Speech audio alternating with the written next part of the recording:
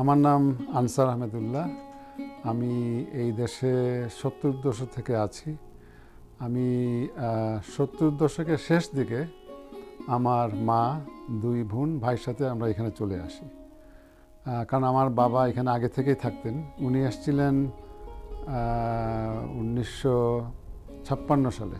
আমরা যখন ইংল্যান্ডে আসি আমরা লুটনেই উঠি প্রথমে আর কি। এবং আমি এই পূর্ব লন্ডনে ৮০ দশক থেকে আছি। আমি ৮০ দশকে একটা কাজ নিয়ে আসি এখানে। আমি যখন এদেশে আসি তখন আমার বয়স ১৫ বা ১৬ হবে।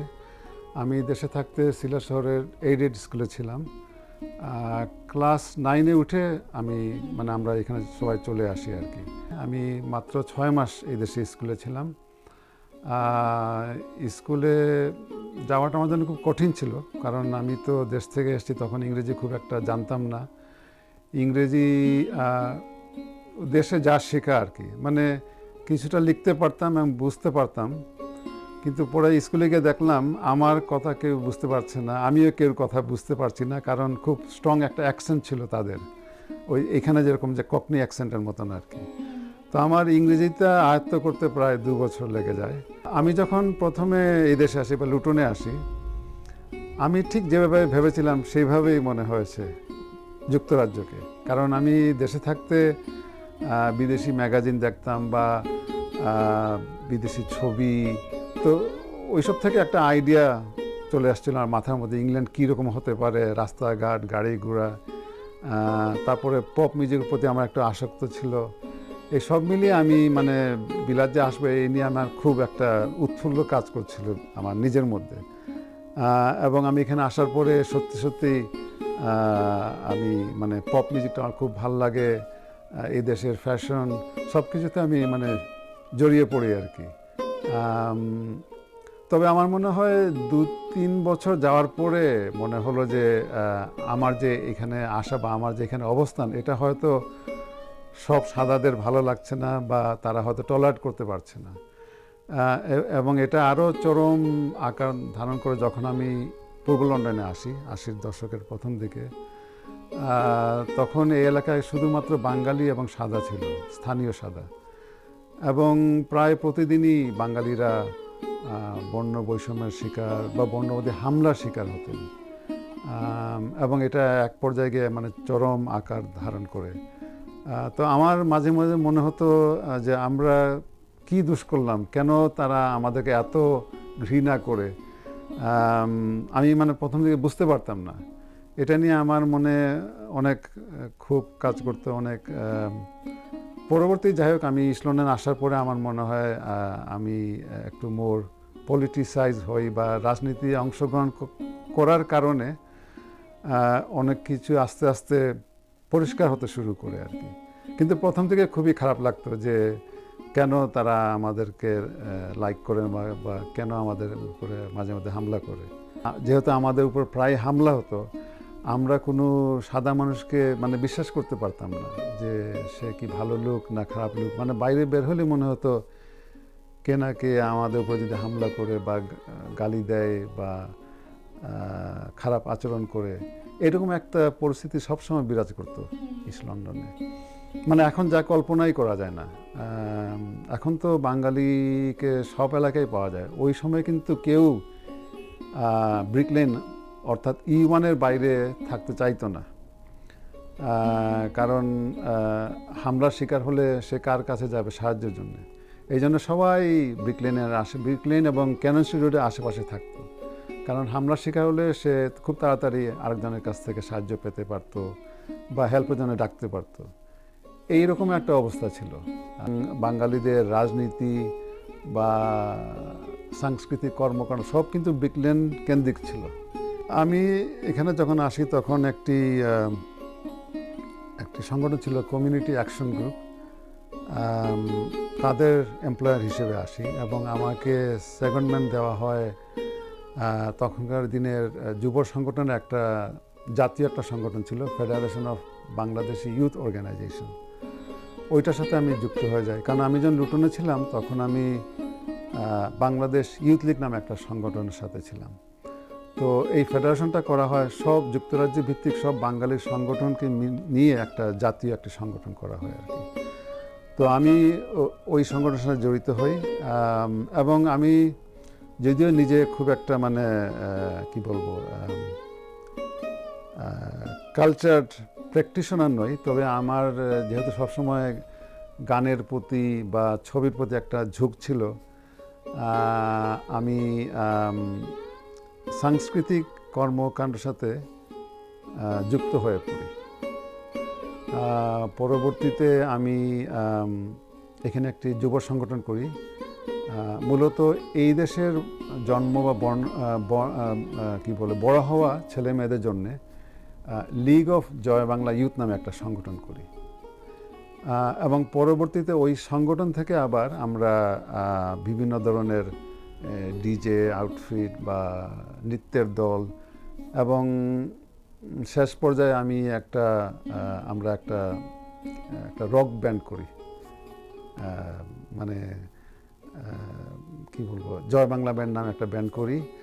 মূলত আমরা আজম খানের গান করতাম।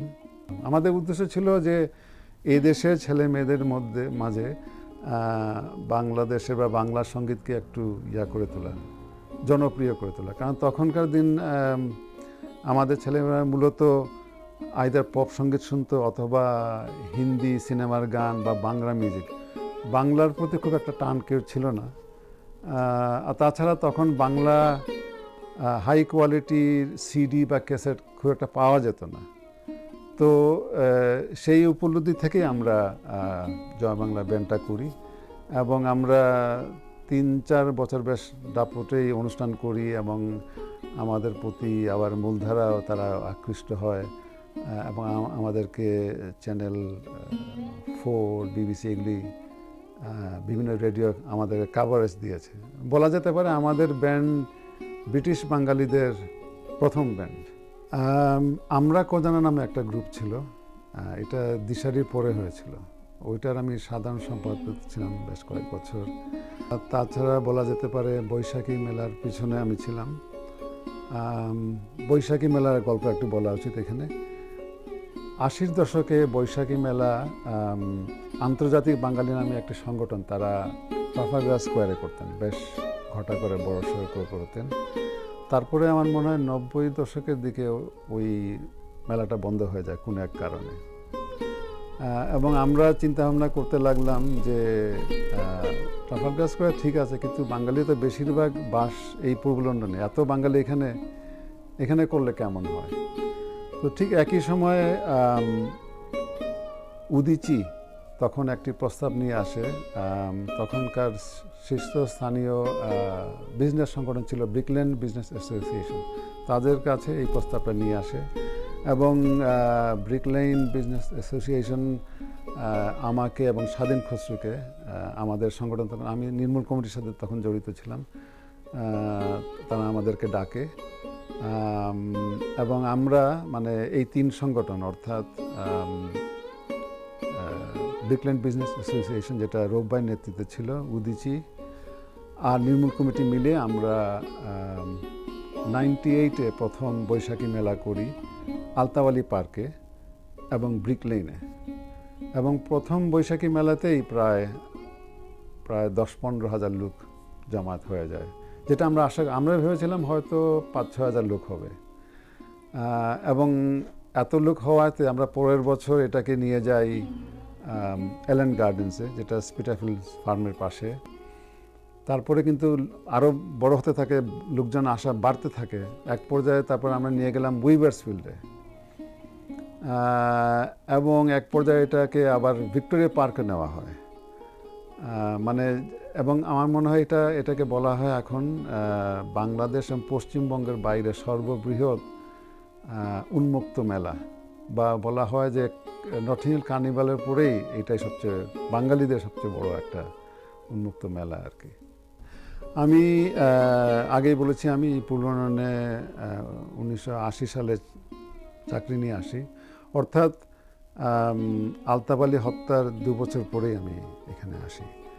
আলতাফ আলীকে 78 সালে হত্যা করা হয়, আমি তখন লুটনে ছিলাম এবং আমরা সেই খবরগুলি টেলিভিশন বা বাংলা পত্রিকার মাধ্যমে আমরা পেতাম। তখন বাংলা পত্রিকা বোধহয় দুটো ছিল, জনমত এবং সুরমা। আমরা জনমতটাই পেতাম লুটনে আর কি।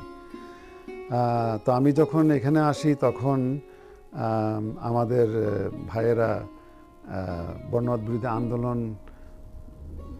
প্রায় শেষ পর্যায়ে বলবো না, মানে আন্দোলনটা অন্য রূপ নেয়। তখন তারা উপলব্ধি করতে পারেন যে বাঙালি কমিউনিটি যদি কোনো সত্যিকার অর্থে কোনো গুণগত পরিবর্তন আনতে হয় তাহলে তাদেরকে ক্ষমতার কেন্দ্রবিন্দুতে যেতে হবে। অর্থাৎ তারা বুঝে নেন যে তাদেরকে মূলধারার সাথে সংশ্লিষ্ট হতে হবে, এবং সেই ধারণা থেকেই কিন্তু তারা স্থানীয় লেবার পার্টিতে ব্যাপক হারে যোগদান করেন। যদিও এটা খুব একটা সহজ উপায় ছিল না, কারণ প্রথম দিকে লেবার পার্টি বাঙালিদেরকে মেম্বারশিপ দিতে চাইতো না। পরবর্তীতে অবশ্য লেবার পার্টি তাদের মেম্বারশিপটা শিথিল করে এবং বাঙালিরা প্রচুর হারে যোগদান করেন। এখন তো এই টার্মসে সবচেয়ে বেশি বোধহয় বাঙালি কাউন্সিলর, আমাদের মেয়রও বাঙালি। আমাদের যে চারজন যে সংসদে আমাদের যে সাংসদ আছেন দুজনই এই এলাকার বাঙালি। তবে এগুলি হয়েছে আমি মনে করি ৭৮ পরবর্তী যে আন্দোলনের কারণে। যেটা আগেই বললাম যে আমাদের যারা কমিউনিটি লিডার ছিলেন বা অ্যাক্টিভিস্ট ছিলেন তারা বুঝতে পেরেছিলেন যে আমাদের, কারণ তখন কিন্তু বাঙালিরা সব ক্ষেত্রেই কিন্তু বৈষম্যের শিকার হতেন। হাউজিং বলেন, হেলথ বলেন, শিক্ষা দীক্ষা সব দিক দিয়ে। এবং আমি যেটা আগে বলেছি এই যুব সংগঠনগুলি সব মিলে তখন তারা একটা জাতীয় সংগঠন করেন, federation of Bangladesh youth organization. সেই সংগঠন কিন্তু এই যে বিভিন্ন বিষয়ের উপর তারা কনফারেন্স করে এবং রিপোর্ট পেশ করে, সোশ্যাল সার্ভিসের উপরে, উইমেন এম্পাওয়ারমেন্ট, এমপ্লয়মেন্ট, এডুকেশন, এবং তারা এই দাবিগুলি কিন্তু এই প্রতিষ্ঠানগুলির কাছে নিয়ে যায় এবং প্রতিষ্ঠানের সাথে যুক্তভাবে কনফারেন্স করে এবং তাদের কাছেই তারা দাবিগুলি পেশ করে। মিলেনিয়াম উপলক্ষে আমরা এই দেশে পূর্ব লন্ডনে আমরা স্বাধীনতা ট্রাস্ট নামে একটি সংগঠন করি। এর মূল লক্ষ্য ছিলই যে এই দেশে জন্ম বা বড় হওয়া ছেলে মেয়েদের কাছে বাংলাদেশের বা আমাদের এই কমিউনিটির কৃষ্টি, কালচার, ইতিহাস তুলে ধরা। এটাই মূলত লক্ষ্য ছিল আমাদের। এবং আমরা ২০০০ সালে কাউন্সিলের সহযোগিতায় আমরা স্বাধীনতা ট্রাস্টটা লঞ্চ করি। আমরা এ পর্যন্ত বেশ কিছু প্রদর্শনী করেছি, আমরা সেমিনার ওয়ার্কশপ করে থাকি স্কুলগুলিতে, এবং আমাদের বেশ কিছু প্রকাশনা রয়েছে। আমি যেটা আগেই বললাম আমাদের মূল উদ্দেশ্য হলো গিয়ে নতুন প্রজন্মের সাথে কানেকশন করা, কারণ এখানে কিন্তু প্রচুর বাঙালি সংগঠন আছে এবং আপনি খেয়াল করে দেখবেন এই সবগুলিতেই কিন্তু যারা বাংলাদেশ থেকে আসা তারাই এর নেতৃত্বে, তারাই এগুলি পরিচালনা করছেন। এই দেশের ছেলেমেয়েরা কিন্তু খুব একটা ইনভলভ না। তো এই জন্যই আমরা স্বাধীনতা ট্রাস্টটা করেছি, যাতে এই দেশের ছেলে মেয়েদের আমরা এঙ্গেজ করতে পারি এবং তাদের যদি ইচ্ছা থাকে তারা বাংলা সম্বন্ধে জানতে পারবে। আমাদের সব পাবলিকেশনই কিন্তু ইংরেজিতে। আমি টুকটাক লেখালেখি করি। আমি বর্তমানে বাংলাদেশের ডেইলি স্টারের যুক্তরাজ্য প্রতিনিধি। তাছাড়া এই দেশের বিভিন্ন সংবাদ মাধ্যম, বিশেষ করে অনলাইন পত্রিকাগুলিতে আমি লেখালেখি করি এবং আমি ৯০ দশকের ২টি বইয়ের সাথে জড়িত ছিলাম। এগুলি মূলত আমাদের মানে বাঙালিদের এই এলাকার বাসস্থান, তাদের আন্দোলন, তাদের সুখ দুঃখের কথাই তুলে ধরা হয়েছে। একটা বইতে এটা একটা অরাল হিস্ট্রি বুক, যেখানে বিভিন্ন জনের সাক্ষাৎকার রয়েছে। প্রথম পর্বে যারা ৭১-এ জড়িত ছিলেন এখানে মুক্তিযুদ্ধের সংগঠক হিসেবে তাদের কথা আছে। দ্বিতীয় হলো গিয়ে দ্বিতীয় পর্বে আছে ওই যে ৭৮ বা ৮০ দশকে যারা কমিউনিটি ওয়ার্কার হিসেবে কাজ করেছেন তাদের কথাগুলি লিপিবদ্ধ করা হয়েছে, এবং শেষ পর্ব হলো গিয়ে এখানে যারা মিউজিক বা সঙ্গীত নিয়ে ঘাটাঘাটি করে তাদের কথাগুলি আসছে এখানে। আমার দ্বিতীয় বইটি হলো গিয়ে Bengalis in the East End of London. আর আমার শেষ যেটা আমি গবেষণা করেছি স্থানীয় কুইন মেরি ইউনিভার্সিটিতে, এটা ঠিক ইতিহাস বলা যাবে না। আমি পড়াশোনা করেছি স্কুল অফ জিওগ্রাফিতে। তো জিওগ্রাফি তো ইতিহাস নিয়ে ঘাটাঘাটি করে, তাদের ইস্যু হলো গিয়ে স্থান কালপাত্র। আমি সেই পার্সপেক্টিভ থেকে আমি চেষ্টা করেছি ৭৮ সাল এবং এর পরবর্তী কমিউনিটি আন্দোলনের ব্যাপারটা বোঝার জন্যে। গবেষণার মূল বিষয়টি ছিল ৭০-৮০ দশকের এই এলাকা মানে পূর্ব লন্ডনের যে কমিউনিটি অ্যাক্টিভিজম বা মনে করেন ৭৮ পরবর্তী যে বর্ণবাদ বিরোধী যে আন্দোলন তুঙ্গে উঠে, এর কারণটা কী ছিল, কারা কেন কিভাবে এই আন্দোলনের নেতৃত্ব দেয়, সেটা আমার গবেষণার বিষয় ছিল। আমাদের পুরনো দুটি ঐতিহ্যবাহী সংগঠন ছিল, বাংলাদেশ ওয়েলফেয়ার অ্যাসোসিয়েশন এবং ব্রিকলেন মসজিদ। প্রথম দিকে তারা কিন্তু আসলে আন্দোলনের নেতৃত্ব দেয়, পরবর্তীতে এই আন্দোলনের নেতৃত্ব চলে যায় বাঙালি যুবকদের হাতে। বিশেষ করে যে 5টি যুব সংগঠন ছিল, আমি নামগুলি বলি: Bangladesh youth movement, Bangladesh youth front, Bangladesh youth association, Bangladesh youth League এবং প্রোগ্রেসিভ ইউথ অর্গানাইজেশন। এরা সবাই ব্রিকলেনেই বেসড, কেউ ফ্যাশন স্ট্রিটে, কেউ প্রিন্সলেস স্ট্রিটে, কেউ টর্নবি হলে। শুধু বাংলাদেশ ইউথ মুভমেন্ট ছিল ক্যানন স্ট্রিট রোডে। তো এই সংগঠনগুলি পুরো ৭৮ সাল তারা আন্দোলন করে, এবং এরাই পরবর্তীতে ৮০ দশকে তারা প্রত্যেকটি, শুধু ইস্ট লন্ডন না, যুক্তরাজ্যের প্রত্যেকটি যুব সংগঠনকে একত্র করে তারা একটি জাতীয় সংগঠন করে, এবং সেই সংগঠনের মাধ্যমে তারা পরবর্তীতে বাঙালিদের কমিউনিটি এম্পাওয়ারমেন্ট নিয়ে তারা কাজ করে। তো আমার পিএইচডিটা আসলে শুরু বলতে পারেন 76 থেকে, এবং আমি ফোকাস করেছি মূলত 78 এবং বর্ণবাদী আন্দোলন পুরো 80 দশক ধরে, এবং আমি শেষ করি 94-এ যখন আইল অফ ডগসে বিএনপি থেকে নির্বাচিত হয়েছিল ডেরেক বিকন নামে এক বর্ণবাদী কাউন্সিলর। তাকে পরাজিত করার মাধ্যমেই আমি মনে করি যে এই এলাকায় বৈষম্য বা বর্ণবাদী হামলাটা কমে আসে,